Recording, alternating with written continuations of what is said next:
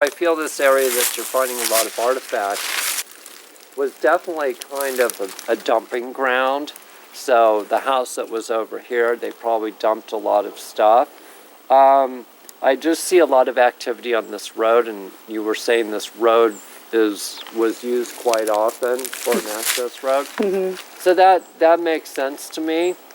I feel when they had help here, when they had slaves that were working the farm, they were more towards the river area, so they didn't stay up here. They had their own houses. This hill right here is very significant, though. It's very possible. You were pointing this direction last time. Yeah, people were buried here.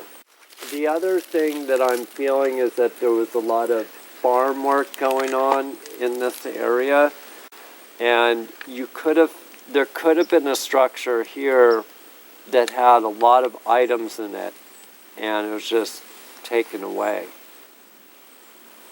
It's likely Civil War people were in the area here, but it's also likely that the people who lived here found those objects and also dispersed them in the area. Mm-hmm. So these could be like secondhand items that people picked up and they just sort of tossed. Keep in mind some of the people who lived in some of these houses might have been in the Civil War too. So it could have been from the uniform. Yep. But I get most of the battles going on down in the valley over there. But I wouldn't be surprised if you find some relics all through here. But this area definitely feels more to me like a dumping ground. The early people that were here, he was associated with the king somehow, with the government. Yes. So I felt that he had some prominence. He was they called him a president during the 13 colony era. Okay. So that definitely makes sense.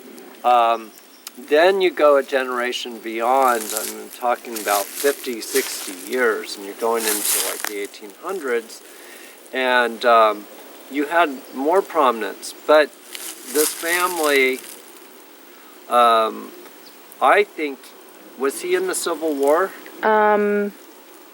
Thomas Carey Nelson, no, but he had a lot to do with the war. He had a lot to do with the war, okay. Because I see him traveling, I see him gone a lot. Yeah.